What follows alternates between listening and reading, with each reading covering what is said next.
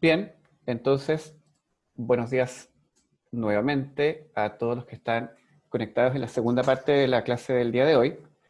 Vamos a hablar de ecomorfología, influencia de factores externos en la forma, ya el uso de partial squares, regresiones, entre otras cosas. Eh, cuando partí con el curso de morfometría geométrica de introducción, hace algunos años atrás, presenciales no existía esta clase. Eh, la empecé a incorporar como una pequeña demostración de que se podía hacer en los últimos 2 años, me parece. Creo que, creo que la primera vez que la incorporé fue en La Rioja, en Argentina, en el curso que hicimos avanzado de morfometría geométrica, que fue casi un retiro espiritual de morfometría geométrica, a los que no les he contado, o quizás ya lo conté en las clases anteriores. Eh, Fue un curso presencial muy bonito, tengo muy buenos recuerdos de ese curso. Fue en Anillaco, de hecho, en el Instituto Pilar de Argentina, en la cual la gente del curso éramos aproximadamente unos 25, creo, o 26. Eh, Vivimos en el mismo lugar, en el mismo instituto, o sea, había habitaciones en el mismo instituto con camarotes y una sala para el profesor. Y pasamos día y noche por 5 días completos con pura morfometría geométrica, fue muy bonito. Y ahí, obviamente, incorporé la clase con morfología porque era un poco más avanzado y tuvimos algunos ejemplos en MorfoJ eh, con 3D, entre otras cosas. Bien, eh, hoy lo he tratado de incorporar un poquito más formal dentro de las clases. Sigue siendo a veces para algunas personas más voluntario, pero acá vamos a tratar de hacer un paso sobre esta línea de investigación que es bastante bonita, que tiene que ver con ya la mezcla de las diferentes eh, líneas ambientales con la morfometría. Si ustedes se dan cuenta, lo que hemos visto hasta hoy ha sido un paso por el estudio de la morfología en diferentes niveles. De hecho, el único nivel que nos queda por ver es el nivel evolutivo. Ahora nos queda ver la fase ecológica. Y la fase ecológica es compleja, ¿no? Es una de las fases más complejas y difíciles de entender dentro del estudio de la forma, porque son muchos factores que pueden influenciar los cambios de la morfología. ¿Ya? Vimos recién que todo esto está asociado a un proceso del desarrollo, pero todos estos procesos de desarrollo pueden ser modulados por el ambiente. Y eso es importante tener que comprenderlo y cuáles son las bases de, ya, de estos cambios asociados al ambiente. Por ejemplo, acá tengo ya un murciélago, como les comentaba justo hace un poquito antes de terminar, con la pregunta de las mandíbulas, ya frutívoros, están comiendo. Entonces, depende de lo que comen y depende cuál es su tipo de nutrición, su tipo de mandíbulas puede modificarse, su cráneo puede modificarse, su forma ya alar para llegar al alimento también. Entonces, depende de lo que se alimentan, puede influenciar aspectos asociados a la historia de vida y esos aspectos asociados a la historia de vida pueden correlacionarse a la morfología de estos ¿ya? Organismos, tanto por el tipo de vuelo ¿ya? como por la nutrición asociada al cráneo. Otro aspecto asociado al vuelo puede ser, por ejemplo, acá tenemos un ejemplo típico de la mariposa monarca, que es una mariposa que tiene patrones migratorios muy altos, eh, y necesita tener un tipo de ala para poder ya hacer estos vuelos largos. Nosotros acá, actualmente en Chile, mi laboratorio está estudiando, lo voy a mostrar un poquito más adelante, patrones migratorios en una mariposa muy similar a esta. Entonces, estos vientos y estos aspectos ambientales pueden modelar ya el tipo de ala. Pero también pueden modelar otro aspecto que tiene que ver con los patrones de coloración. Los patrones de coloración en un animal directamente son producto del ambiente. ¿Ya? Obviamente están controlados por aspectos de los genes, ¿ya? Y por aspectos de los diferentes pigmentos que tienen las alas, ¿ya? Tiene consideración de que el ala en una mariposa, por ejemplo, está elaborada, el color está elaborado tanto por los pigmentos como por las escamas. Las escamas son difusores de luz y los pigmentos son los elementos ya químicos que absorben las, ¿cómo se llama? Ondas de luz, ya, y van a reflejar el color. Bueno, ¿a qué me refiero con esto y qué tiene que ver con la morfología? Bueno, hay un paquete de R que se llama Patternize, que es un paquete que puede cuantificar la variación de color y de patrones, además, de colores alares, y puede conectarlos con aspectos del ambiente. Y puede utilizar, además, landmarks para ver estas relaciones de formas de patrones morfológicos y conectarlas con los colores. Es muy bonito. Es un paquete de R que salió a mediados del 2017 como prueba. Se ha utilizado para hacer estudios de diferentes tipos de patrones alares o patrones. Este mismo paper, que está publicado en Methods in Ecology and Evolution, tiene ejemplos en arañas, ejemplos en reptiles, ejemplos en mariposas y ejemplos en otro animal que no me acuerdo más o menos ahora. Acá, por ejemplo, hay un artículo publicado el año pasado en Ecology Letters que usa ya las divergencias de los colores en peces y asociados con patrones, diferentes patrones simétricos, entre otras cosas. Hay otros aspectos como colores funcionales, aspectos asociados a la selección, o sea, patrones de selección natural con color, y todos estos patrones de cambio de color y estructuras ya morfológicas de los patrones que se van observando en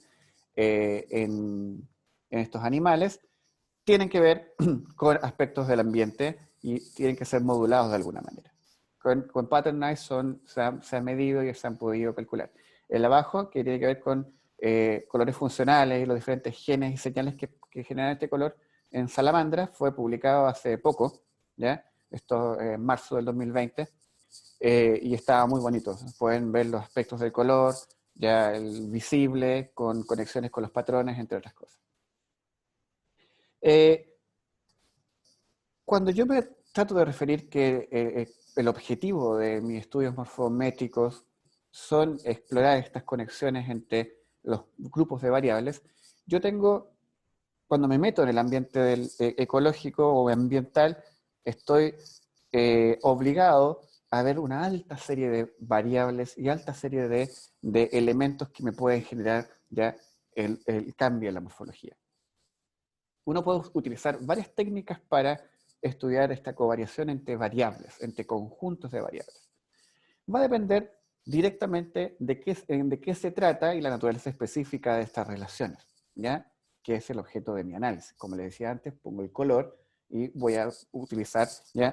Elementos que me puedan calcular las longitudes de onda del color, que pueden ser cuantificables, ¿ya? Por ejemplo, en la diapositiva que tengo acá, yo puedo ver, por ejemplo, el tipo de morfología en las manos, ¿ya? En diferentes grupos de primates asociados a la locomoción, ¿ya? Y entonces ahí tengo aspectos de la locomoción con aspectos de la morfología y cómo esta locomoción puede modelar la forma global de un organismo.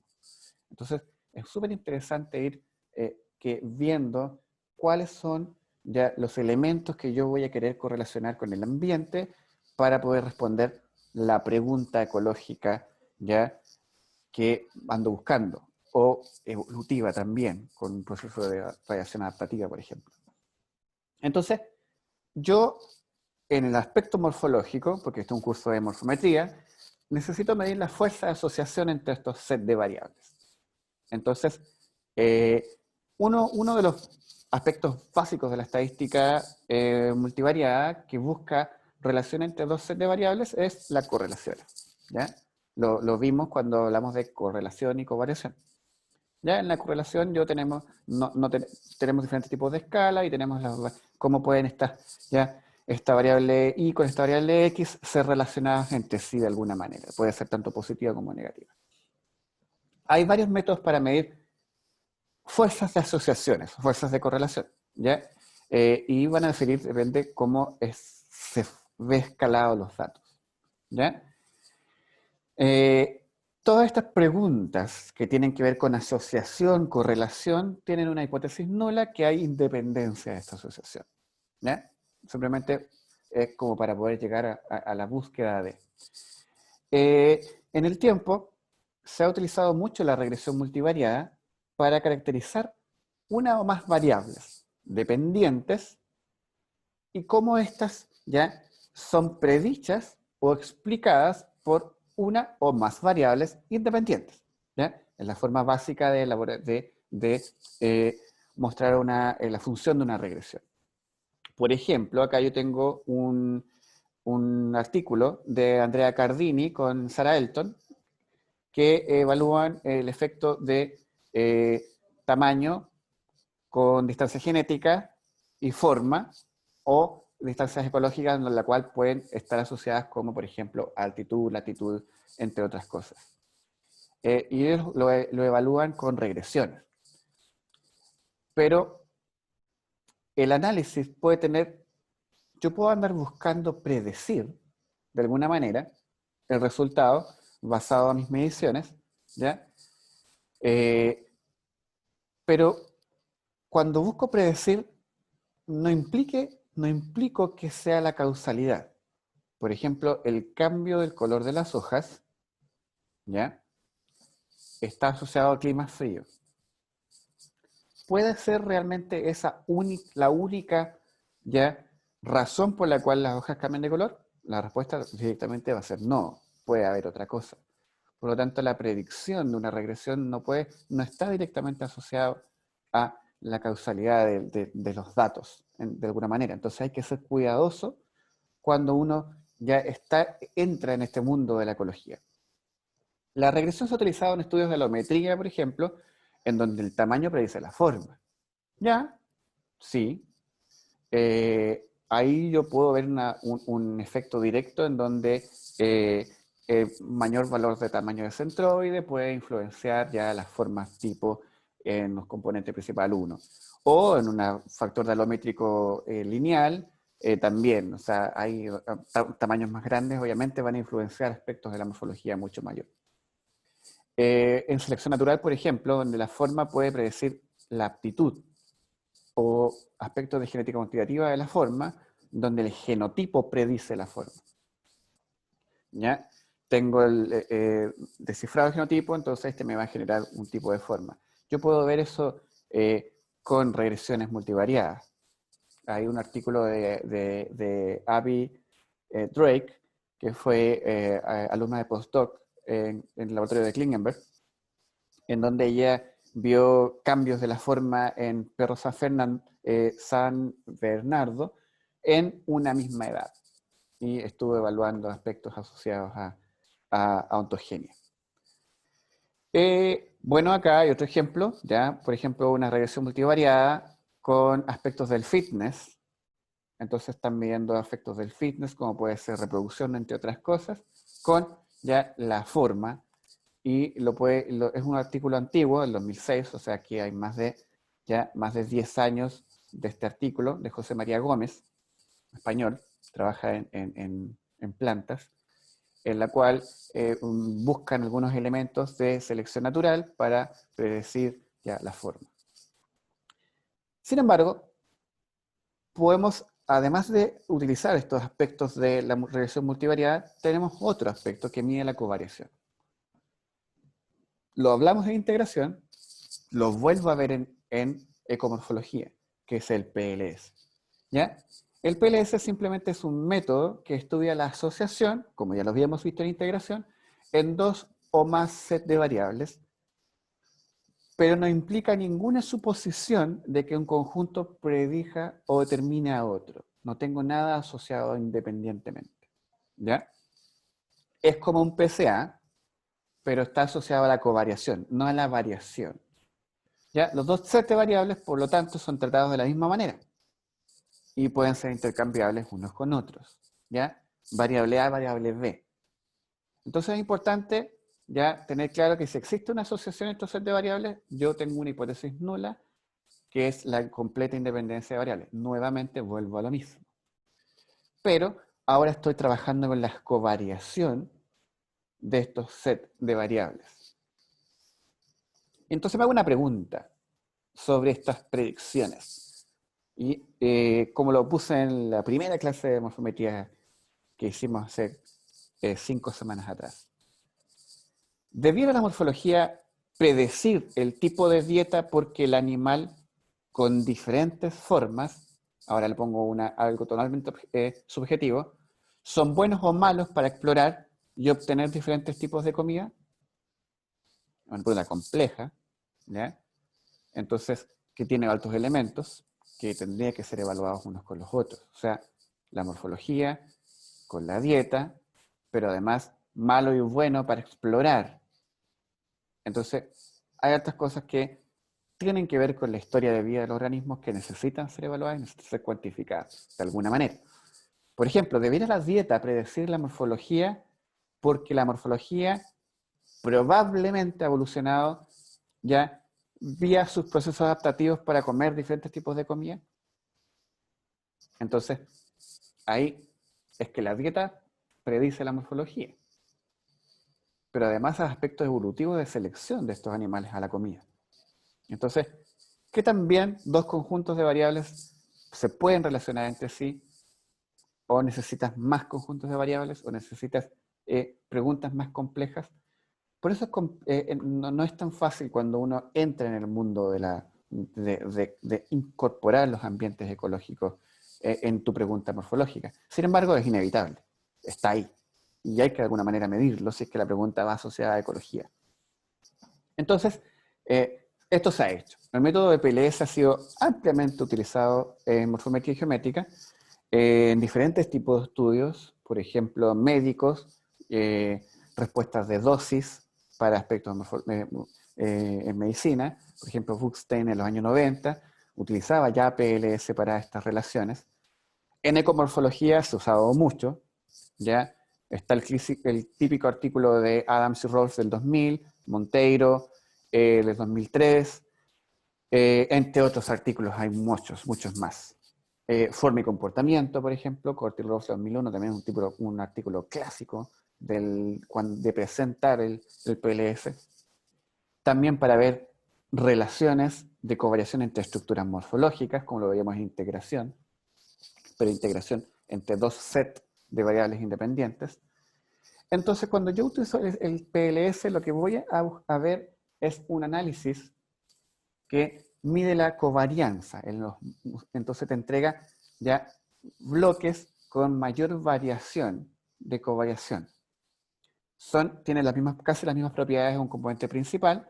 O sea, el análisis produce, en este caso produce pares de PLS que tienen máxima covarianza entre sí, y un valor singular, que es el singular value, es la covarianza que tienen ya entre estos ejes de PLS que se elaboran con tu pregunta. ¿Ya? Que son dos. Estos ejes son independientes entre sí. Entonces, tienen la misma propiedad de ortogonalidad que tiene un PCA. ¿Ya? El procedimiento es similar al PCA, maximiza los ejes de PLS, ¿ya? Por el primer par de PLS que tiene la mayor covarianza en este caso. Entonces hay que tener en consideración que entonces estos bloques 1 y bloques 2 que voy a ver y que voy a ya asociar, voy a ver los niveles de covariación, tienen una estructura en la cual los bloques están elaborados por matrices que tienen o que describen los patrones de covariación entre estos grupos de sets. ¿Ya?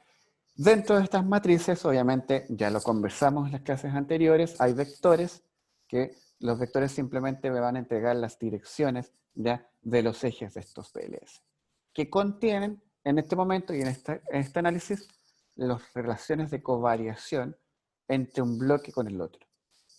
Eso hace un PLS. Y obviamente necesito, como lo habíamos visto en la clase pasada, ver la fuerza de covariación. Y para eso tengo ya los valores de RD, que mide la covariación de un PLS, como también tengo otros tipos de mediciones, como el RPLS, que es otro tipo de medición en base a permutaciones, que de hecho la base de esto es RRPP, que mide permutaciones en un ambiente ya lineal. Entonces, obviamente siempre hay que tener consideración de que, y esto se lo vuelvo a repetir, que para un PLS el RB tiene algunas complicaciones, y estas complicaciones tenían que ver con el número de variables y el número de ya muestras de los datos, que es el problema del RB. Por eso, para estos aspectos ya de covariación en PLS, se ha utilizado otros aspectos. Cuando uno conecta el clima con los aspectos de variación morfológica, uno puede estar asociado a diferentes aspectos de la morfología y diferentes aspectos del ambiente. Acá, por ejemplo, tengo que si el clima podría influenciar la forma. Y tal clásico, por no decirlo más clásico de los aspectos estudiados en la ecología, que tienen que ver con el uso con la variable temperatura y el cambio de la forma. ¿Ya? Y pongo un tema súper de moda, que es el cambio climático. Cambio climático, adaptaciones biológicas. Están directamente correlacionados entre sí. ¿Ya? Tenemos que también tener la consideración de que cambio climático y variabilidad climática son cosas distintas. ¿Ya? Cambio climático, el ambiente, el clima ya cambió y se quedó así. Las variabilidades climáticas son asociadas al tiempo. ¿Ya? Por lo tanto, si hoy en día estamos viendo que, por ejemplo, el 2010 hemos tenido el pic de temperaturas anómalas en el planeta más altos en la historia de la humanidad.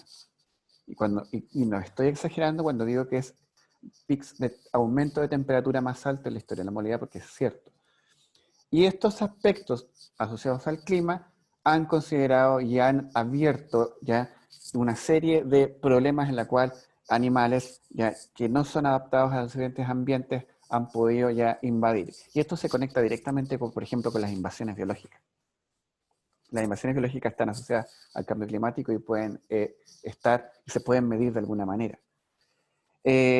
Por ejemplo, este cambio climático que permite la entrada de invasores a una población, y estos invasores que tenían estar adaptados a otros ambientes, ahora encontraron un ambiente pleno en un lugar invasivo y se transforman en mejores invasores.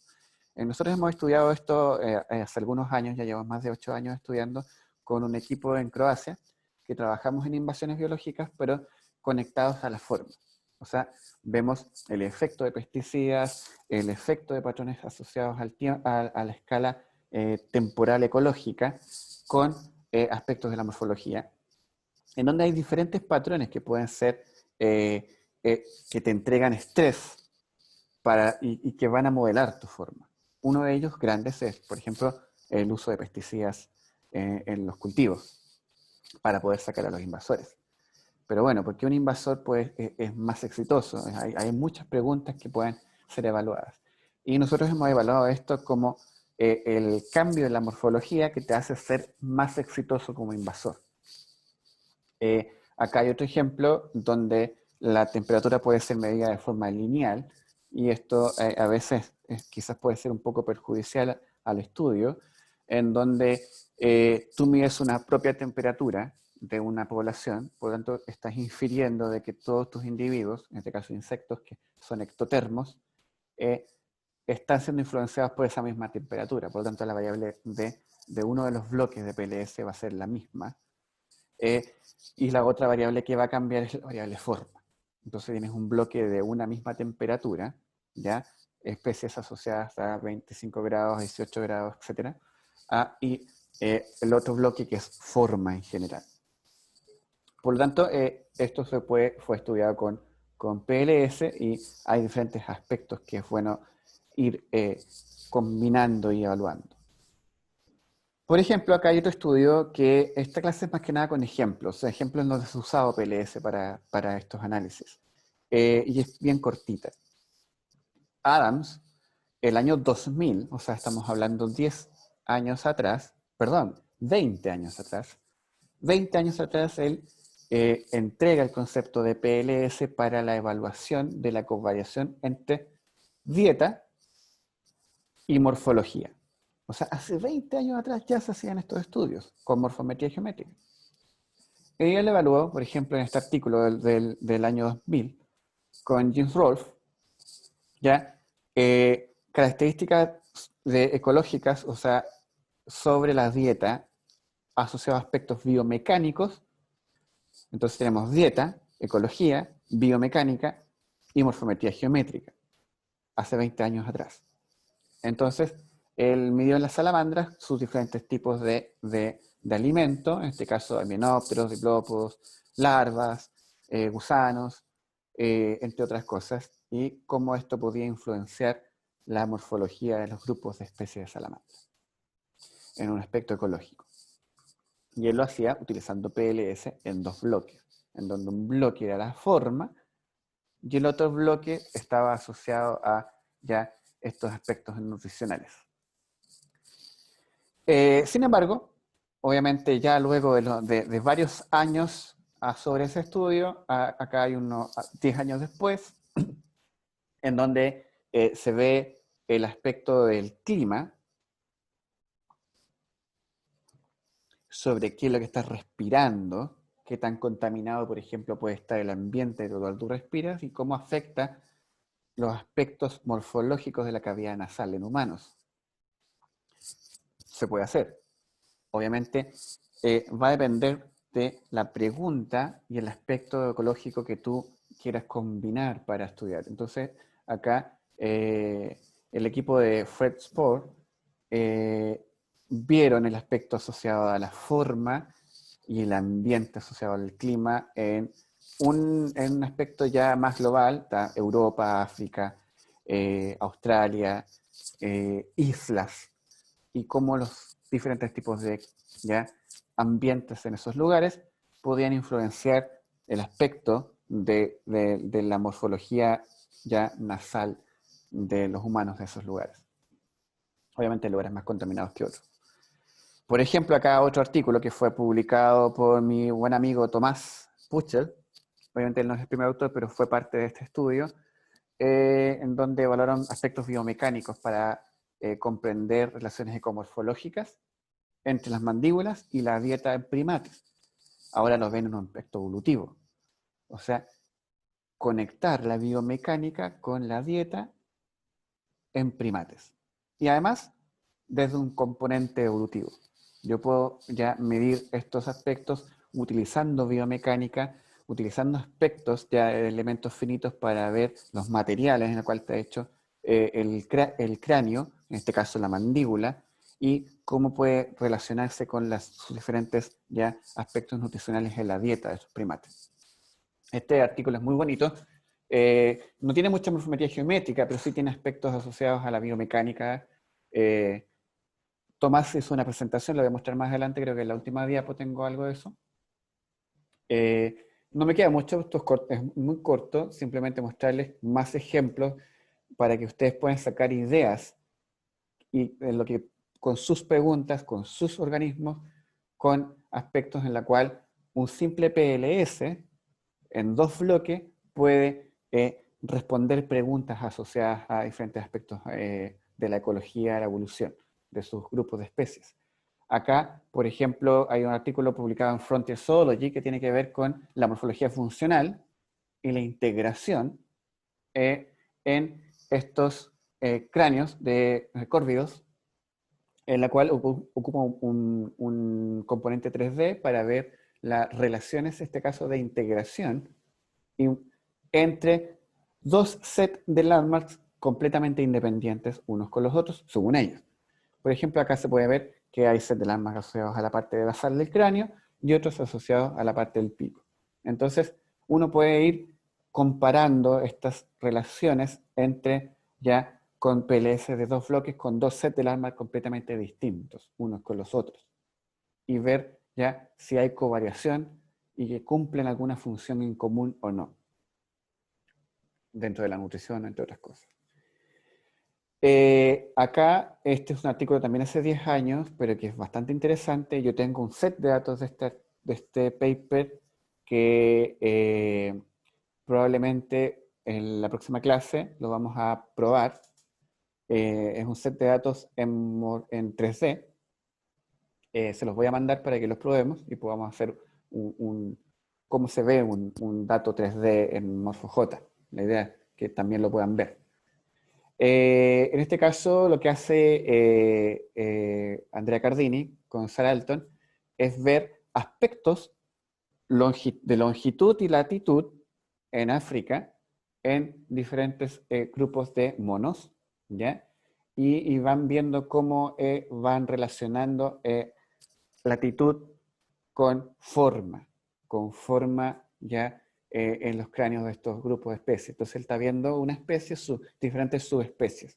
Y si vivir en diferentes latitudes de África están asociados a estos cambios de forma en estas subespecies de esta misma especie, de mono.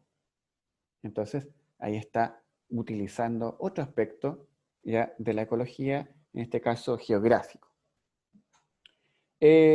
Como ya les mencionaba hace 2 diapos anterior, se puede usar estas configuraciones entre grupos de Landmark, ¿ya? Simplemente uno usa el PLS, en este caso le entrega configuraciones de Landmark.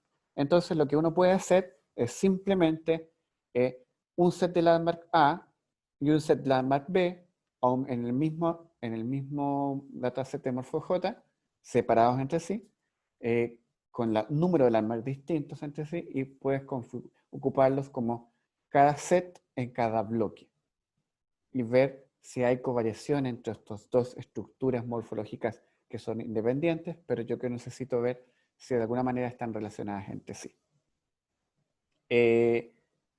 Como la clase es corta, voy a tomar las preguntas al final, voy a seguir mostrando parte de los ejemplos.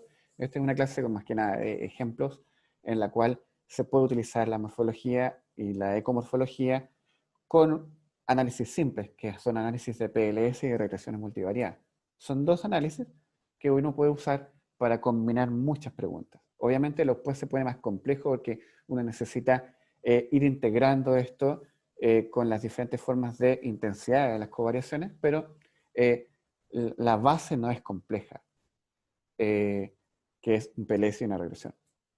Acá hay un artículo de Klingenberg que fue publicado en 2013, que es el que yo les comentaba que uno puede replicarlo después de este curso de morfometría, porque lo que hace es evaluar integración, modularidad en MorphoJ, evalúa variaciones morfométricas entre los diferentes grupos de especies, o sea, PCA, ya lo podemos hacer, lo sabemos hacer.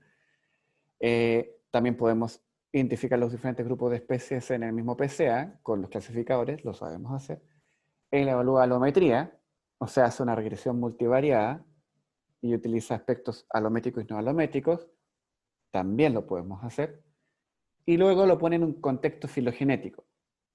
O sea, después de la clase de la próxima semana, la última clase, vamos a poder ser capaces de replicar el paper publicado en Systematic Biology de Chris Klingenberg del 2013 porque sabemos hacer todo. O al menos, idealmente, teóricamente, podríamos saber hacerlo todo. Bueno, en este utiliza un PLS para medir face and brain, o sea, aspectos del cráneo asociados y evalúa aspectos de integración.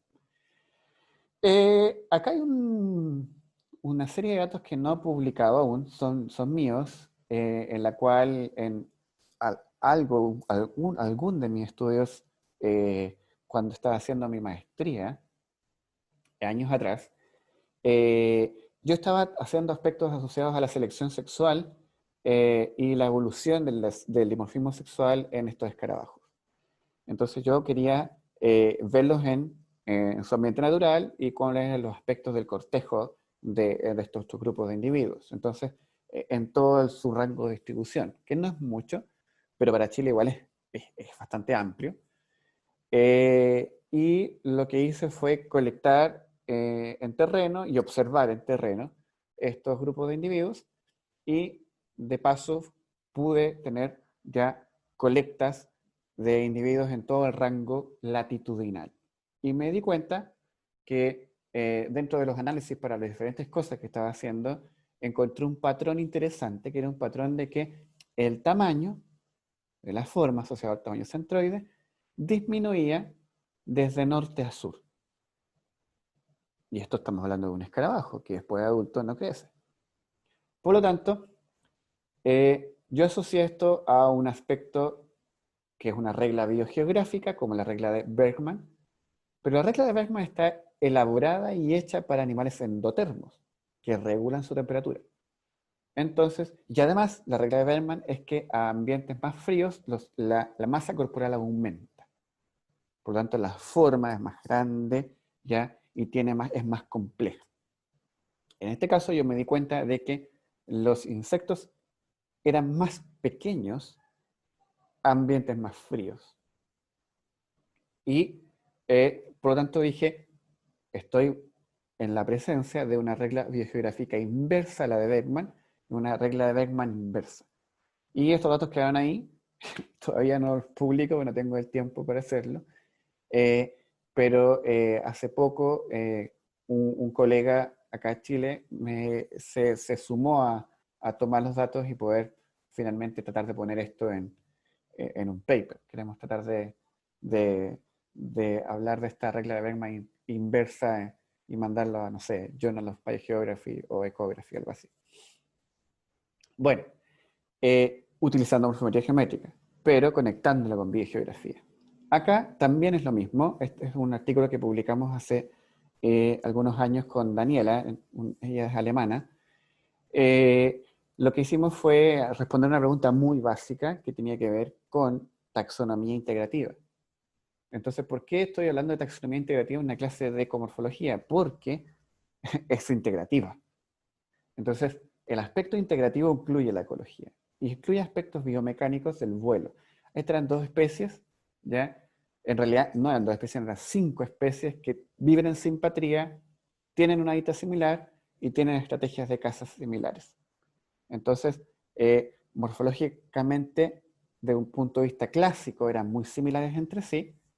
Y lo que lo que nos estábamos haciendo era poder buscar una herramienta que nos permitiera, desde el punto de vista morfométrico y sin molecular, poder identificar estos grupos de especies que sean grupos de especies distintas. Entonces, se utilizó morfometría geométrica, obviamente alar, estas especies estaban vivas, lamentablemente se tuvieron que adormecer para la toma de fotografías, pero luego se liberaron. Entonces así respondo a uno de los correos que me llegó en toda la semana, si uno tenía que tener siempre todos los individuos en el museo o tener todos siempre los individuos para replicar. Si quieres replicarlo, puedes tenerlo, pero hay grupos de individuos que no puedes tenerlos. ¿Ya? Por ejemplo, tengo un estudiante que está haciendo su doctorado en tortugas marinas. Vamos a terreno, se toma la foto y ya se libera el tortuga. Entonces, no necesariamente tener toda la muestra. Entonces, esta pregunta que era de taxonomía integrativa, que venía con aspectos 5 especies, mismo ambiente, viven en simpatría, dietas similares, tenían que diferenciarse de alguna manera. Y para eso se conectó esto con aspectos de la biomecánica del vuelo, por lo tanto, aspectos asociados a la aerodinámica del tipo de vuelo y el tipo de alimento, podías tú que el murciélago estaba flexionando el ala de forma distinta al otro para comer el alimento. Por lo tanto, hacía que la morfología fuera un levemente diferente en una especie con la otra, pero que la morfología geométrica podía identificarlo ya fácilmente. Entonces, en este video, lo que mostraba era cómo ya el murciélago que está volando, en una parte está el ejemplo, otro lado tiene los landmarks, en un modelo, está haciendo el vuelo y tiene que cazar o tiene que girar, no le queda más camino, y va a girar con una estrategia en la cual va a alimentarse de cazar la polilla. Esta es otra especie, su vuelo tiene mucho más amplio, ya ocupa mucho más en las alas para ya sostenerse en el vuelo, y su giro es mucho más ya con menos pliegue, con mucho más uso del ala, por lo tanto tiene menor proceso aerodinámico del vuelo y eso genera que ya los landmarks asociados cambien o la forma cambie. Entonces hay un aspecto muy bonito morfológico en la cual conectas aspectos de la aerodinámica con el ambiente natural, con un experimento ya en terreno. Esto es lo que yo le estaba contando de que con mi estudiante de doctorado Amado Villalobos, él está haciendo su doctorado en la Universidad de Concepción, en Chile. Yo actualmente soy de la Universidad Católica del Maule, pero colaboro directamente en el claustro de la Universidad de Concepción y tengo la opción de poder tener alumnos en cotutoría directa, ya que son pocas universidades que tienen esas opciones de tener un alumno directamente tuyo, pero no es la misma universidad. Yo tengo esa opción en Concepción, fue mi alma mater, o sea, yo estudié mi pregrado y mi magíster ahí, luego me fui, obviamente, entonces tengo muy buena relación con los profesores de allá, y este proyecto tiene que ver con la evaluación de los patrones de migración en una mariposa, que es en este caso Vanessa Carie, que migra, creemos que migra, estamos evaluando los patrones de migración, pero su distribución es desde Venezuela a Tierra del Fuego. Una mariposa pequeñita con una distribución entre Venezuela y Tierra del Fuego. En donde está entre Chile y Argentina, la distribución es mucho más ancha, ¿ya? Ahí eso se perdió, cubre más zonas de Argentina y más zonas de Bolivia, falta un poquito agrandar esto. Eh, y lo que estamos haciendo es un trabajo integrativo en la cual se conecta, ya es un proyecto Fondesit, la fisiología, la morfometría y la genética de poblaciones para evaluar realmente si esta mariposa, además de ver patrones de altitud, está siendo diferente, o sea, cambia su aspecto alar mientras más alto vuela, o cambia su aspecto alar para generar estos procesos migratorios. Tienen que darse cuenta de que ir desde Venezuela a Tierra del Fuego no es fácil. Te encuentras con todo el trópico, muchos depredadores, y te encuentras con el desierto más árido del mundo, que es el desierto de Atacama. ¿Cómo logras volar y migrar y pasar por todos estos procesos? Es una de las preguntas que estamos haciendo en este proyecto, y las respuestas son complejas, ¿ya? Dentro de ello está los aspectos asociados a ya aspectos de la forma alar, pero uno de los aspectos importantes son ya ver los patrones de estructura genética poblacional para ver si realmente están asociados unos con otros. Tenemos para rato. De hecho, el proyecto en general tiene que ver con el norte, porque plata para hacer todo esto en realidad es imposible. Entonces, el proyecto está partiendo con el altiplano chileno. Ahí está el equipo, esta es la mariposa, y ahí es una de las zonas. Fíjense lo árido de esa zona, para que una mariposa como esta esté volando ya de la más bien sin problemas. El año pasado encontramos a 5.200 metros de altura las mariposas poniendo huevos y viviendo sin problemas. O sea, unos vientos que pueden llegar a 100 kilómetros por hora, aún siguen sin afectar el proceso migratorio de una mariposa como esta. Por lo tanto, el ala tiene una estructura morfológica bastante estable para poder sopesar estos aspectos del clima. Y con esto estoy llegando ya a la diapo final. Fue bastante cortita esta clase porque en realidad no es mucho lo que podemos hablar en un curso de introducción, simplemente mostrarles que existen estas herramientas. Este artículo es de un buen amigo, Tomás Puchel. Tomás trabaja en aspectos de la biomecánica y de la evolución en primates. Él actualmente está haciendo su postdoctorado en Oxford. Eh, Fuimos colegas en Manchester cuando yo estaba haciendo mi doctorado en Manchester con Chris Klingenberg. Él estaba haciendo su doctorado, llegó cuando yo estaba a punto de irme, llegó a hacer su doctorado con Bill Sellers. Bill Sellers trabaja en locomoción de dinosaurios, o sea, él trabaja con la parte paleontológica en la locomoción, ¿ya? De diferentes grupos de dinosaurios, y él conectó directamente estos aspectos 3D, que los usa muy, muy bien Tomás, para responder preguntas asociadas a procesos evolutivos en primates, como además procesos de la locomoción, entre otras cosas. No sé si tengo otra diapo. Sí, sí tengo. Tomás dio una charla en el Congreso Iberoamericano de Morfología Geométrica, está acá, la pueden ver en el canal de YouTube, y pueden ver todas las conexiones desde el 3D a la biomecánica y a la ecomorfología y métodos comparados ya filogenéticos que utiliza Tomás para combinar todos estos aspectos.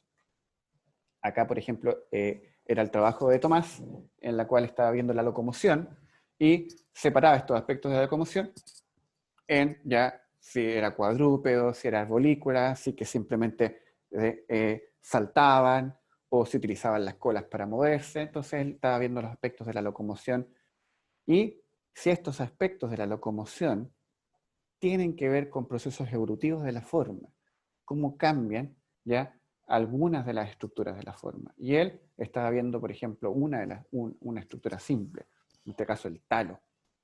Y si el talo evoluciona a los diferentes grupos de primates, y ahí uno puede ver, por ejemplo, acá hay un PCA con el promedio de forma, y podemos ver inmediatamente que, por ejemplo, por ejemplo, acá se puede ver que está Calitrix o Cebuela, que son grandes. Entonces va viendo las relaciones entre estos, cómo se van moviendo y cuáles son sus aspectos en el espacio de forma. Con un proceso locomotorio, él elaboró un índice de locomoción y lo conectó para hacer el PLS. Y si esto además tiene un aspecto en la evolución del grupo de primates. Entonces, y con esto estoy llegando al final, fue un paso rápido de cómo se podían ver los aspectos de la ecomorfología con la forma morfológica. Obviamente aquí hay mucho que hablar, podríamos estar hablando un buen rato de estos aspectos. Tienen complejidad porque mezcla mucho ambiente, 3D, ecomorfología. Hay altos elementos necesarios que uno tiene que ir estudiando del proceso del ambiente, pero que son bonitos de alguna manera para poder ir descifrando los aspectos ya de la historia de vida de los organismos. Entonces acá lo que hacemos es ver historia de vida en base a la forma animal, que es uno de los nombres que yo uso siempre para mis conferencias cuando hablo de mi laboratorio y lo que han hecho y otras cosas. Siempre hablo como historia de vida en base a la morfometría, porque con la morfometría uno puede hablar ¿ya? Tanto del origen, como lo vimos en la clase anterior, como ya de los aspectos actuales, procesos adaptativos de la forma. Entonces, con esto doy término y voy a tomar la sesión de preguntas. Olá, Hugo. Muitas graças por mais uma semana de morfometria e graças por compartilhar tu tempo hoje que é cumpleaños de Toninha. Eu tenho uma pergunta que não é muito sencilla, pero bueno, em termos práticos, quando se sugiere usar regresión ou partial least squares? ¿Cuándo usar regresiones y cuándo usar PLS? Cuando en la regresión vas a buscar aspectos asociados a la variación, ¿ya? Aspectos asociados directamente a variación y regresiones. La regresión toma el aspecto de la forma en aspectos de cómo varía en aspectos de morfológicos directos y cuando usas PLS, en vez de usar variación, vas a ver covariación. Entonces, la regresión te puede dar un índice de cuánto se relaciona una estructura o un ejemplo o un ambiente, un dato ambiental con la forma, y lo vas a ver directamente asociado a patrones de forma, a patrones de variación directa en los componentes. Pero cuando ves PLS, lo que haces es vas a incorporar esa forma, pero dentro de sus aspectos de covariación entre Latmar. Entonces, eso yo diría que es como la diferencia entre regresión y PLS.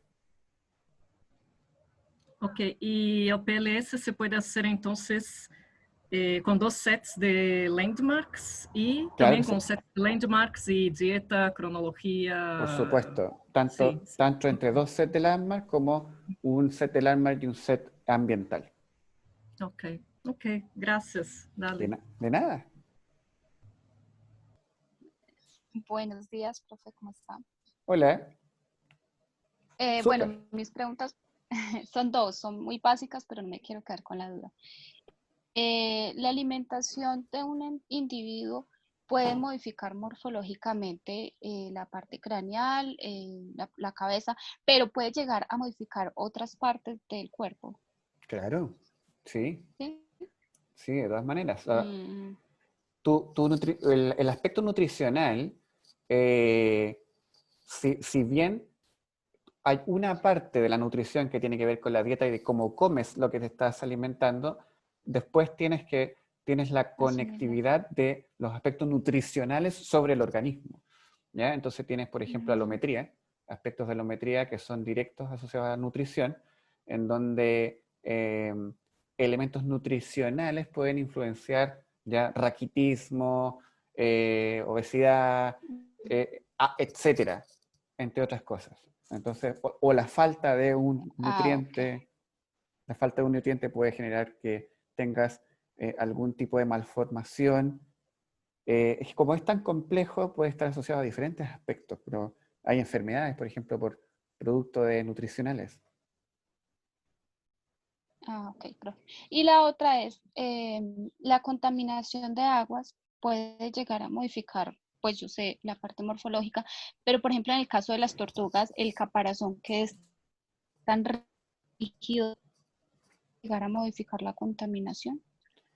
Chuta, te perdí en el caparazón. Ahí no te escuché. ¿Me puedes repetir esa parte? ¿Me escucha? Sí, te escucho, te escucho.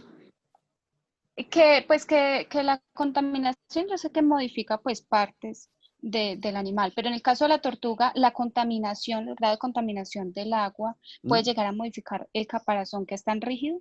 Por supuesto, claro que sí. Sí. Sí. El, Ah, la estructura del caparazón es un proceso del desarrollo, ¿ya? Todo el organismo en completo tiene líneas asociadas al desarrollo. Entonces, un aspecto asociado a la contaminación de una agua puede dirigir una línea, por ejemplo, uno de los contaminantes puede conectarse a una de las líneas de patrones del desarrollo y esa línea de patrón de desarrollo ya te va a generar un caparazón asimétrico. Entonces, el ah, aspecto fenotípico puede ser variable de cuánto tiempo está esa contaminación o a cuánto ha variado la forma de tu organismo. Sí, la respuesta es sí, de ok, todas maneras. muchas gracias. De nada. Hola, profe. Hola. Gracias por la clase, profe. Eh, Mire, le cuento, nosotros estamos trabajando con dos poblaciones de yaca, en ¿Ya? realidad con la forma mandibular Ya. de estos individuos. Y estas dos poblaciones están distribuidas en el norte chico y en la zona central. ¿Ya? Bueno, por lo tanto hay variaciones en la dieta.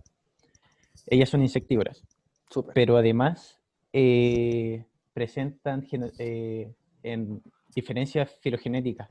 En Ah, el norte chico está la subespecie Coquimbensis, ya. y en la zona central está la subespecie elegans. Perfecto.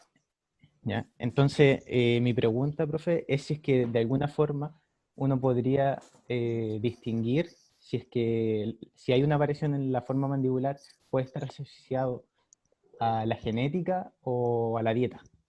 Ah, ya, buena Y pregunta. Ya. Chuta, esa pregunta es súper interesante y difícil de responder, ¿ah? Difícil de responder porque eh, eh, el, no sé si la genética, sino que el origen de la forma, ¿ya? O sea, los procesos del desarrollo, o sea, que es la estructura final de Yaka, por decirlo de alguna manera, ya está regulada por los componentes genéticos. Entonces, la forma final de Yaka con tal mandíbula y tal aspecto viene ya en el origen, está en los genes. Por lo tanto, esas subespecies que tú estás observando, si bien depende del tiempo, porque si estás viendo filogenia, ahí quizás puedes ver un poquitito asociado al tiempo evolutivo del norte, puedes ver diferentes patrones, cuánto tiempo lleva ahí, y cuánto tiempo de historia evolutiva, no sé si han calibrado el árbol, está viviendo ahí la yaca que se diferencian en sus especies. Porque después entrar a ver el aspecto de alimentación, que tiene que ver con un aspecto adaptativo, ya un aspecto más actual, si bien te va a servir mucho para diferenciar el aspecto ecológico entre tu grupo de subespecies, No sé si directamente te va a ayudar a la diferenciación filogenética de tu. Yo creo que puede, a menos de que en tu set de muestras el, el cambio directo entre las dos subespecies sea la mandíbula, ya sea los aspectos mandibulares. Y en ese paso, probablemente en la historia evolutiva de las yacas, en la zona norte de Chile, con alguna separación biogeográfica, tuvieron solamente ese tipo de alimentos en diferenciación de la otra subespecie y podría finalmente transformarse en un proceso de especiación y podrían llegar a ser dos especies. ¿Quién sabe? Claro. Profe, y en ese caso igual dificulta un poco solamente evaluar la mandíbula, ¿cierto? Porque puede haber también diferencias en el cráneo que pueden estar generando alguna variación Obvio. también en la parte mandibular. Claro que sí, José. Claro que sí. El aspecto, uno en la ciencia, como se dice, trabaja con lo que hay, ¿ya? Probablemente ustedes tienen solamente acceso a las mandíbulas y no a todo el cráneo o otros aspectos del esqueleto de la yaca. Entonces, obviamente siempre va a estar sesgado a lo que tienes. Si puedes incorporar más datos, obviamente siempre vas a complementar y tu trabajo va a ser más integrativo. Pero yo ya creo que la mandíbula, para el aspecto adaptativo, puede hacer algo de radiación adaptativa, ya podría ser bonito en términos de nutrición y evolución de tu grupo de especies en aspectos nutricionales. Ya, profe. Muchas gracias. De nada. Podría ser así. Siguiente pregunta, Rodrigo. De Federico Fiat. Federico. Muchísimas gracias por la clase. La verdad que muy interesantes los temas que están propuestos. De Mi nada. pregunta es, bueno, en base también muy básica como la de Viviana,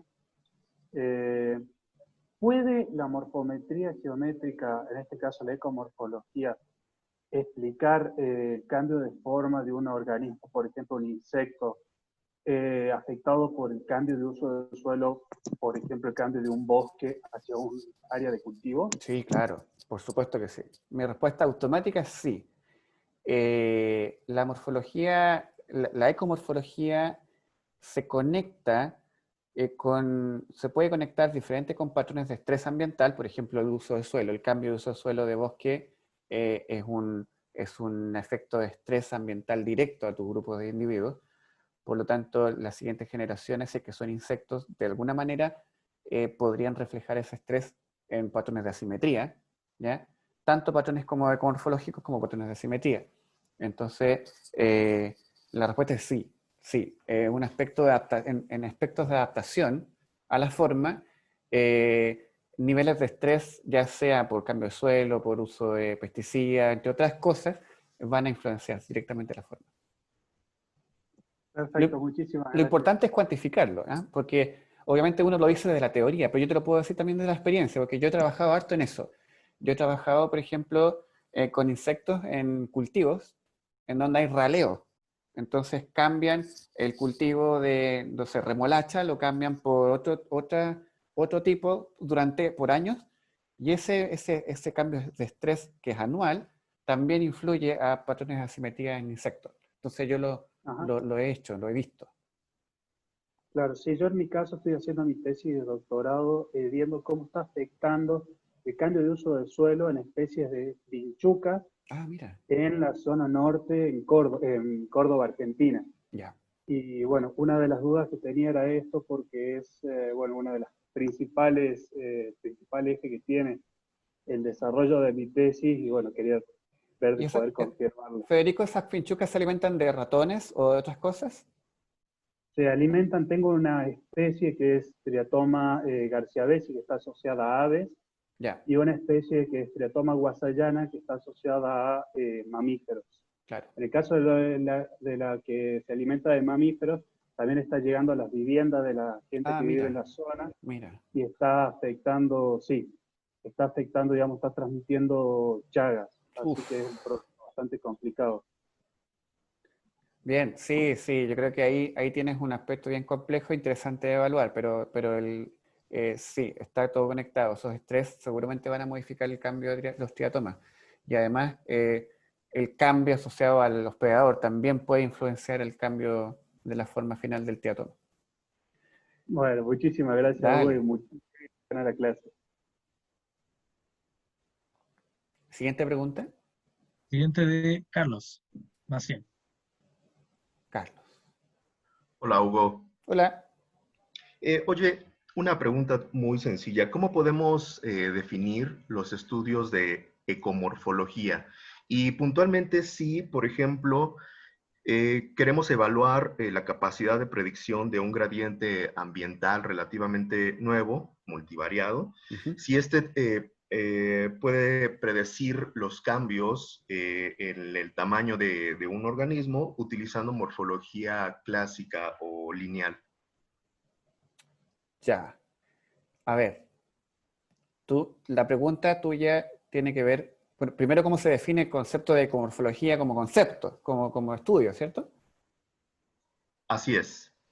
Bueno, como lo comentaba antes, o sea, ecomorfología no solamente está asociado a la morfometría geométrica, ¿ya? Está asociado a los aspectos de las diferentes líneas que están relacionadas al ambiente, a los procesos ecológicos, ¿ya?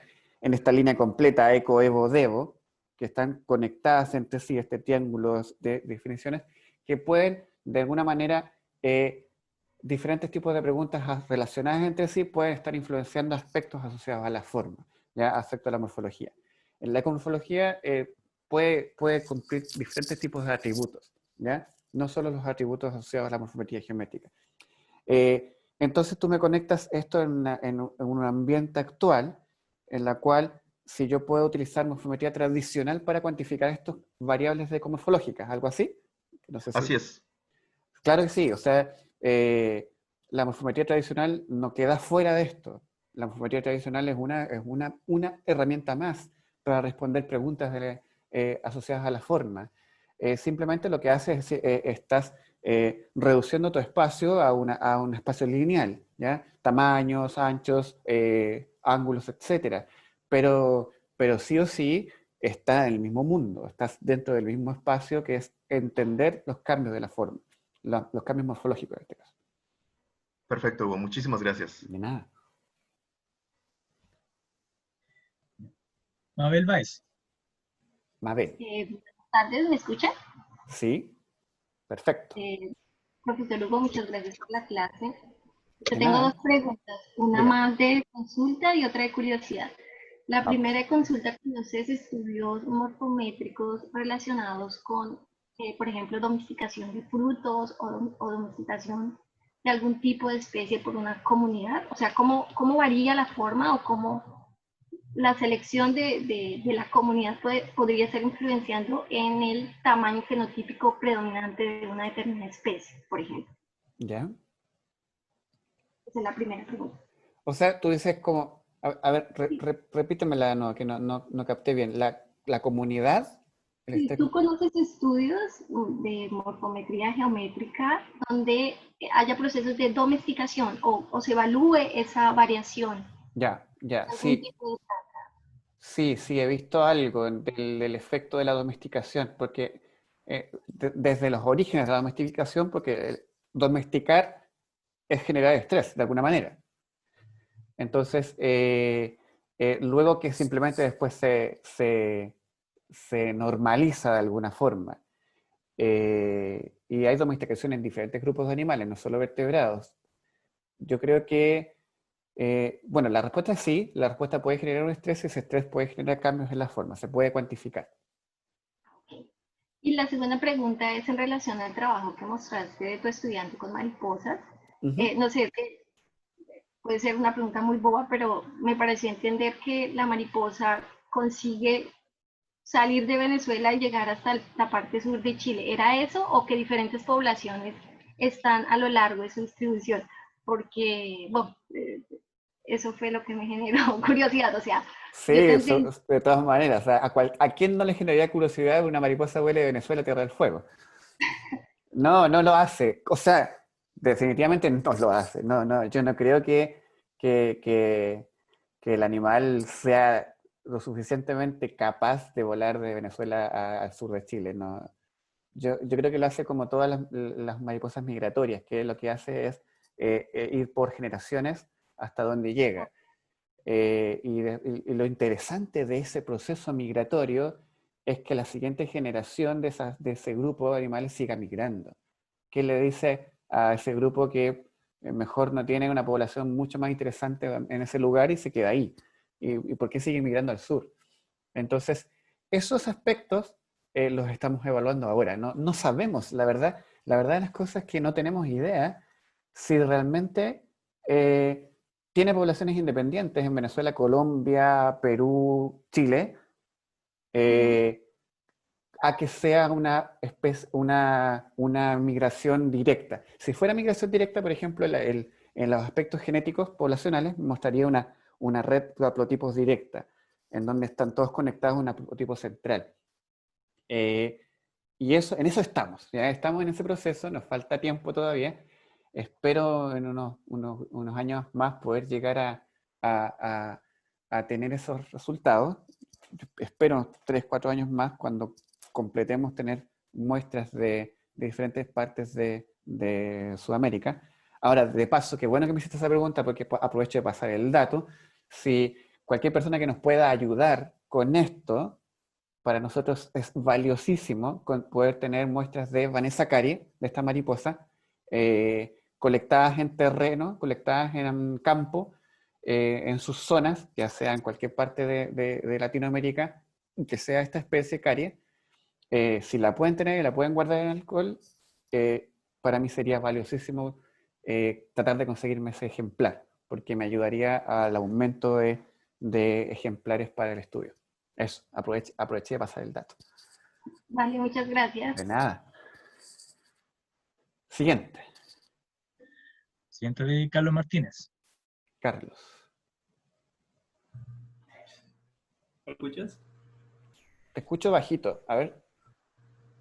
Ahora sí, ¿me escuchas bien? Sí, perfecto. Ah, bueno, listo. No, mi pregunta era, en estos análisis ecomorfológicos donde tú usas un set de datos ambiental y usas un set de datos morfológicos. Mi pregunta es, ¿podemos usar datos de morfología clásica y no geométrica también, sin ningún problema? Claro, claro que sí. Sí, sí. ¿Cambia algún procedimiento en el análisis? Tú me preguntas que si se puede hacer un análisis en la cual evalúes el efecto de una variable lineal con una Sí, ¿eso? sí, Sí, sí. claro, claro. O sea, nos escapamos del mundo de la morfología geométrica, si nos escapamos del espacio de forma, te escapas de ese paradigma. Es más simple aún. Lo puedes hacer bajo regresiones porque no tienes un espacio directo de forma, no hay covarianza entre estructuras. Entonces lo puedes hacer bajo regresiones. Tú regresionas tu variable lineal con la variable climática, es más simple de lo que se hace con la morfometría geométrica, porque la morfometría geométrica, al tener landmark, tienes aspectos asociados entre sí, vas viendo covarianza entre landmark. Entonces, pero la respuesta es sí, se puede, claro que sí. Ah, ya, listo. Y la otra preguntita era, es que, como te escuché hablando sobre cultivos, en nosotros, que yo trabajo con abejas, entonces hacemos a veces intercalando cultivos para que la polinización, para atraer más polinizadores. Pero entonces, ¿tú crees que ese intercalo de cultivos pueda causar alguna variación morfológica entre los insectos, esa morfología? Va a depender, es una pregunta buena, porque en este caso tú lo estás haciendo no con el fin de generar un estrés ni nada por el estilo, sino que para aumentar la polinización. Sí. Yo creo que no lo he evaluado. Nosotros con el equipo de invasiones que es de laboratorio, pero que en realidad es multidisciplinario, hemos evaluado solo el aspecto negativo, pero nunca hemos evaluado el aspecto sobre si el relevo podría influenciar una especie benéfica. Entonces, es una pregunta abierta, Carlos. Yo no lo he probado nunca. Es una buena es una buena pregunta para un estudio. Se podría hacer. Listo, gracias, era eso. De nada. Listo. Paul. Buenos días, Hugo, ¿cómo estás? Hola. Tengo una gran inquietud. A ver. Lo que pasa, estamos tratando de trabajar con un grupo de musarañas Ya. en la cordillera central de Colombia, pero queremos determinar si hay diferencias entre dos poblaciones. El único inconveniente que tenemos es el tamaño de muestra, ya que son unos bichitos difíciles de hallar y colectar. Tenemos aproximadamente unos 10 cráneos. ¿Qué Ya. podemos hacer allí? ¿Cómo podemos solucionar el problema de la muestra y si es realmente significativo este número? 10 cráneos por población. No, en total. Ya, claro. Son 5 por población, creo. Claro, es que es poquito y bueno, y además me imagino que debe ser un animal protegido a ver, yo creo que hay muchas opciones no tienes, porque no puedes aumentar el número de muestras porque no lo tienes. O sea, es cuando yo le digo, es lo que hay. Es lo que hay. Puedes probar, ya, testear qué te da, realmente es poquito, entonces probablemente tus datos dependen del número de landmark que uses en el cráneo o lo que estés usando. Va a estar sometido a efectos del tamaño muestreal en tu espacio de forma. La otra solución, que depende cómo tú estás, si estás usando tanto 3D o como 2D, es poder conseguirte ejemplares de musarañas de otras zonas, ¿ya? En museos. Hay muchos museos que tienen colecciones. Puedes conseguirte un número más de otra población, de otras zonas, y aumentar tu muestreal y ver cómo varía de esa manera. Pero claro, no sé cómo, no sé qué revista podrías llegar con un N de 10, pero hay papers paleontológicos que tienen muy buenas revistas y tienen menos. Entonces, no te desanimes, busca opciones, quizás busca algunos museos que puedan complementar tu N muestreal y ve cómo se ve con los 10 y ve cómo se ve con unos pocos más si que puedes conseguir. Perfecto, porque además estamos pensando, pues, no solamente trabajar el número de muestras muy bajo, sino tomar las medidas es cráneos, entonces la zona dorsal, bueno, la zona dorsal del cráneo, la zona palatal y mandibular. Entonces, pues yo creo que por el cantidad de landmarks sería, bueno, significativo, porque serían muchísimos puntos los que se pueden tomar allí. Pero sí, influye es el tamaño de muestra realmente. Pero obviamente, ojo, cuídate que recuerda que en R, al menos el análisis que evalúa el aspecto de la integración entre ambos zonas no está afectado por tamaño muestreal. Entonces podrías probar por ahí también si algo te da. Ah, perfecto. Entonces, bueno, cualquier otra cosa estaría comunicándome. Muchísimas gracias. Claro, cualquier cosa me escribes un correo electrónico y lo podemos ver. No hay problema. Súper, perfecto. Gracias. De nada. Dice, acá está. Mi inquietud es el caso de insectos sociales, como por ejemplo hormigas, donde hay diferentes castas morfológicas muy diferentes. Hay diferentes hipótesis del por qué la diferencia entre castas, alimentos genéticos, etc. Teniendo presente estas diferencias, quisiera saber qué sugerencias para estudios ontogenéticos debería tener presente con este grupo. Sobre todo que he visto claves taxonómicas, incluso... Ya, chuta. Sí, tienes razón. En hormigas hay variación morfológica en las castas que a veces no puedes utilizar el mismo número de landmark, por lo tanto es una pregunta interesante. Me parece que hay un grupo que está en Argentina. Sí, no me parece, creo que estoy seguro que hay un grupo de La Rioja, Argentina, que trabajó con Pancho Prevosti, que trabajaron con esta pregunta de las castas en diferentes grupos de hormigas, ¿no? Ahora, sé que trabajó con Francisco Prevosti, no me recuerdo el nombre de la persona, fue alumno mío en el curso de La Rioja, y ellos vieron esto. No recuerdo directamente cómo te podría responder ahora a priori cómo lo hicieron, pero me parece que al menos para ver distinciones entre estructuras, lo puedes hacer con PLS y lo puedes hacer con estructuras distintas. Pero ahora para ver aspectos sobre evaluar ontogenia y taxonomía entre los grupos, ahí tendrías que probablemente separar entre grupos de castas y evaluar entre grupos de castas. Posiblemente es eso. Pero más allá, la verdad que no sé si podría responder directamente tu pregunta, pero sé que por lo menos ellos, en Argentina, ese grupo, si después me escribes un correo, yo te puedo mandar el correo de ellos y te puedes contactar con ellos y quizás, que sabes, sale una colaboración con ellos. Hola Hugo, y primero estoy muy contento con el curso, muchas gracias por tu dedicación, realmente yo lo estoy disfrutando bastante. Qué bueno, de nada.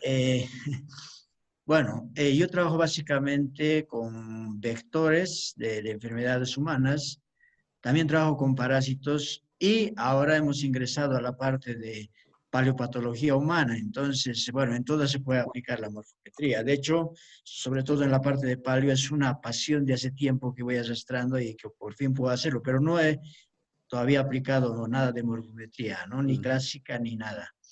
Entonces, en la cuestión, sí hemos trabajado mucho con la cuestión de insectos, sobre todo en la cuestión alar y cabezas, porque, digamos, nos parecen estructuras muy importantes. Y bueno, y eso me ha gustado porque he seguido aquí que muchas cosas tienen que ver con insectos. Qué bueno. Mi pregunta va en el sentido de que hasta qué punto, digamos, utilizando nada más la morfología geométrica sin tener que entrar a la parte de marcadores bioquímicos, como decimos, o moleculares, ¿no?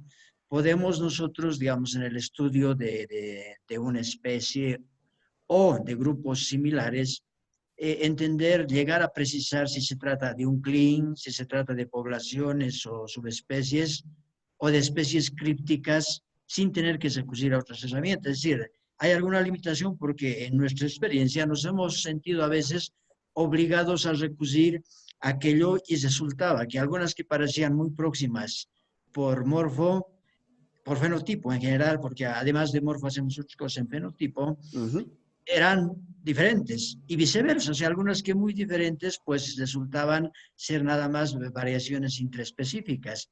Entonces, o sea, Claro. esa es mi pregunta, ¿no? Sí, es una pregunta súper interesante y créeme, Eddie, que esa pregunta yo creo que yo creo que todos se han hecho esa pregunta en algún momento cuando entraron en el mundo de la morfometría geométrica. Si es que podía ser capaz, como herramienta, de ayudarme a responder preguntas como especies crípticas, poblacionales, en la cual no incorpore elementos más caros o elementos más complejos como genética de poblaciones, en donde no tengo laboratorios para poder hacer los análisis moleculares, o químicos, etc. ¿Ya? Yo te respondo que, bueno, existen formas, ¿ya? Hay equipos de investigación que se han centrado en el uso solo de la morfometría para poder hacer clasificaciones filogenéticas, por ejemplo, y que es el mundo de la clavística eterna. Ya ellos han trabajado con solo morfometría y han hecho clasificaciones bastante interesantes. Dentro del punto de vista poblacional, bueno, hay mucho que ver con el tema ambiente, si es que dentro de diferentes poblaciones hay elementos que te pueden entregar variaciones de especies crípticas. Nosotros lo hemos visto, yo he hecho algunos estudios con escarabajos, evaluando especies crípticas, un trabajo con Álvaro Zúñiga en Chile, que publicamos con unas especies de tenebrionios, que son escarabajos pequeñitos, y vimos que diferentes grupos de escarabajos que eran similares entre sí y en la filogenia tenían problemas, los logramos diferenciar con morfometría y agregamos un aspecto ya ambiental asociado. Entonces, la plasticidad fenotípica también podría influenciar. Entonces, hay estos elementos que de alguna manera sí, si bien pueden influenciar tu forma sin estar en la presencia de elementos más grandes como químicos, moleculares, etc. Yo te respondo que en probar No hay engaño. O sea, tú puedes intentar ya responder una pregunta solamente usando morfometría y geométrica si eres capaz de controlar los aspectos que tienes, conoces bien tu ambiente. Es como pedirle a un taxónomo que ha trabajado 50 años con un grupo de mariposas, y ese taxónomo obviamente, ¿quién más que él sabe de su grupo? Entonces, lo ha visto 50 años, lo ha estudiado, entonces sabe bien de qué se trata. Entonces, tratar de tener en consideración los aspectos, los factores que influencian y usar solo morfometría. Yo he usado harto solo morfometría para muchas preguntas. Por ejemplo, para integración y modularidad, he usado asimetría y morfometría. Entonces, si te fijaste, en la clase de integración, hablé en la cual aspectos de la simetría fluctuante podían estar entregando aspectos asociados al origen del desarrollo. Entonces, de alguna manera, si uno va tratando de ver los aspectos que tienen internos de la morfología, PLS, asimetría, alometrías, como lo hemos ido viendo en el transcurso del curso, podrías quizás centrarte en solo morfometría. Pero obviamente luego vienen algunas cosas que son mucho más complicadas, como por ejemplo esta pregunta que yo me estoy haciendo con las migraciones. Yo necesito ya comprender ya más aspectos asociados a los genes que influencian el vuelo, a la estructuración genética poblacional, porque la morfometría en realidad no me va a entregar diferenciaciones. De hecho, mi pregunta asociada es que no debería encontrar mucha varianza en la especie migratoria. Entonces, ahí se me genera un problema. Ahí la morfometría, si bien la respuesta debería ser una poca variación morfológica en comparación con la parte genética. Entonces, va a depender mucho de las preguntas, pero la respuesta es que sí se puede. O sea, va a depender siempre de en qué escenario te encuentras. Me alargué un poquito, pero...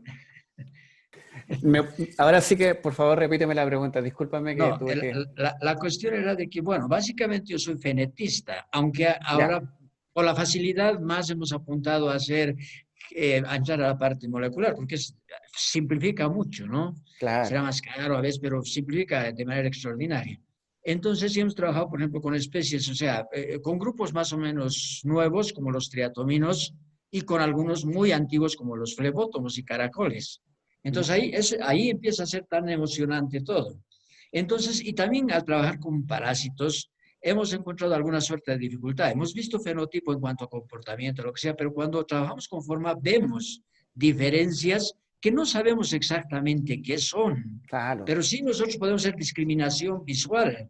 Inclusive la morfometría en algún momento no he podido encontrar porque tal vez no hemos utilizado la buena herramienta o en otro momento ha sido porque no han podido decir cuál era la diferencia, ¿no? Entonces, y cuando encontramos aquello, la pregunta es, ¿cómo, por ejemplo, digamos, sumar las dos cosas de la morfometría geométrica y, digamos, la inteligencia artificial, donde no sabemos si la inteligencia artificial más o menos va haciendo eso, va reconociendo algunas cosas que es más o menos como nosotros y va memorizando y de pronto eso puede tal vez identificar y cómo traducir eso matemáticamente en decir de que no solamente te digan es esto, porque bueno, nos hemos acostumbrado a conocer cómo es la inteligencia artificial y que nos diga matemáticamente esto se puede corroborar de esta forma. Es decir, hay, Wow. o sea, es algo que queremos observar porque tenemos un grupo de gente, o sea, yo no hago inteligencia artificial, pero sí trabajamos de alguna forma con gente que sí lo hace.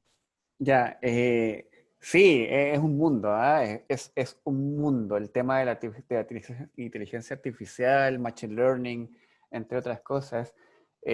Hace poco me invitaron a una tesis de un alumno o sea, en realidad estaba practicando su proyecto de tesis doctoral, de un alumno de la Universidad de Chile. Él es odontólogo y está haciendo su tesis de odontología con aspectos del machine learning, inteligencia, para poder eh, diferenciar aspectos de la forma en radiografías, entre otras cosas.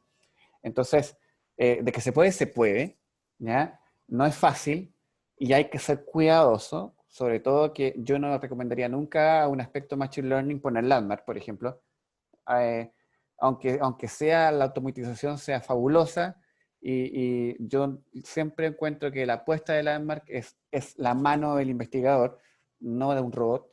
Entonces, de todas maneras, para patrones está muy bueno el tema de Machine Learning y inteligencia artificial. Hay líneas de investigación de patrones forenses que lleva años en eso. Pero bueno, o sea, yo creo que para una persona que trabaja en morfometría y ha sido fenotipista toda la vida, seguro es algo más a dónde ir.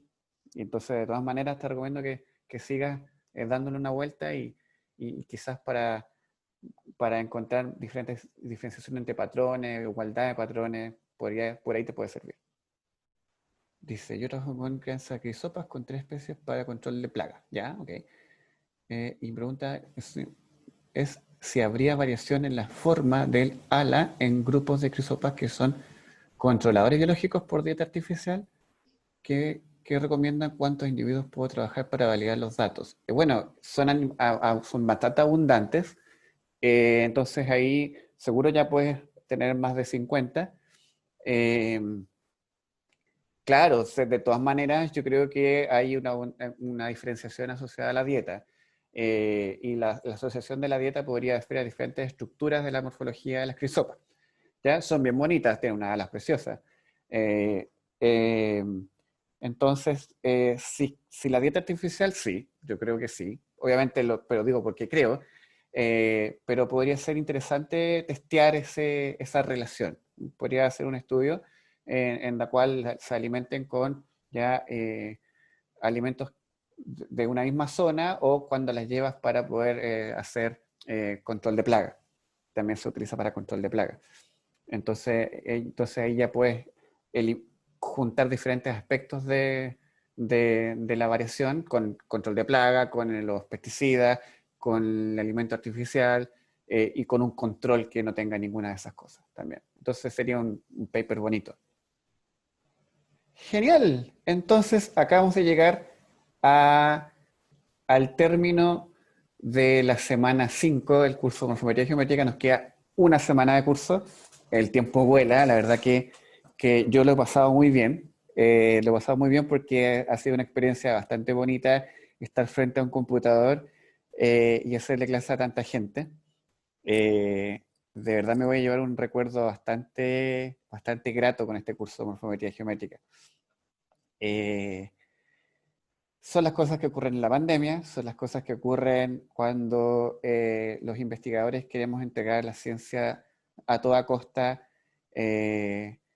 a todas las personas, ¿ya? Yo soy un pro creador de que la ciencia de calidad debe ser gratis, debe ser gratuita. Por lo tanto, es por la razón la cual estoy haciendo este curso gratuito y nunca he hecho mis cursos de morfometría pagados. Tanto presenciales como en línea. Los que se han pagado o que se han sido pagados en otras zonas han sido pagados no con sueldo para mí, sino que algunas veces son para aspectos de transportes como viaje a Argentina o alimentación, hotel, cosas como esas.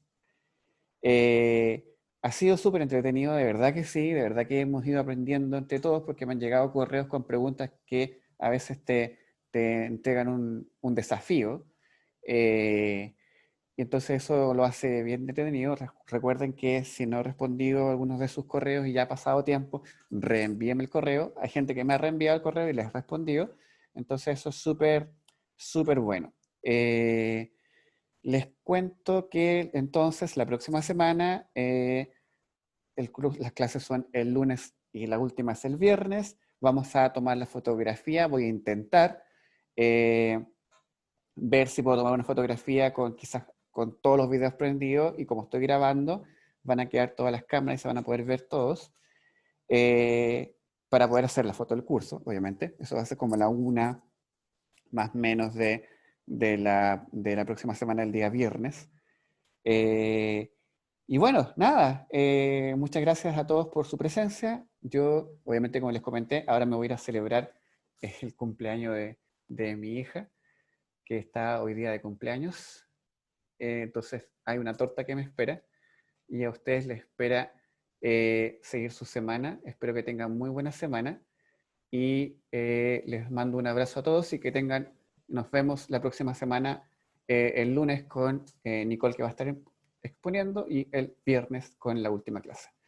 A los que tengan que participar de los congresos de la próxima semana, les deseo mucha suerte, que sean unas excelentes presentaciones.